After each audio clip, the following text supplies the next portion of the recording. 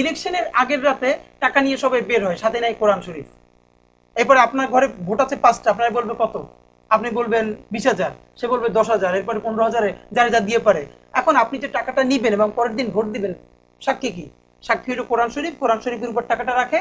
আমি নিজে আমার অঞ্চলে এই সাক্ষী যারা কোরআন শরীফের উপর থেকে টাকা নিছে এবং দিছে, এরপরে টাকাটা রাখে যে তুমি কোরআন শরীফের উপর থেকে নাও, মানে হলো এইরকম একটা হারাম কাজের সাক্ষী রাখতেছে কোরআন শরীফ। এটা হলো বাংলাদেশের কালচার। এই লোকটা রাতে 2,000 টাকা নিল একটা ভোটের জন্য, সে সকালবেলা উঠে মানুষকে বলে মেম্বার চোর, চেয়ারম্যান চোর, সবাই চোর, উনি ফেরেশতা।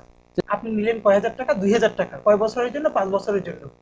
এখন আপনারা যে 2,000 টাকা দিল, সে তো আপনার রাস্তার ইট চুরি করবে, বালি চুরি করবে, সিমেন্ট চুরি করবে, আপনার টেন্ডারের চাল খাবে, গম খাবে, জনগণের সব টাকাই খাবে। নিয়ে সে আপনার টাকা, তাহলে সে টাকা পাবে কই বলেন?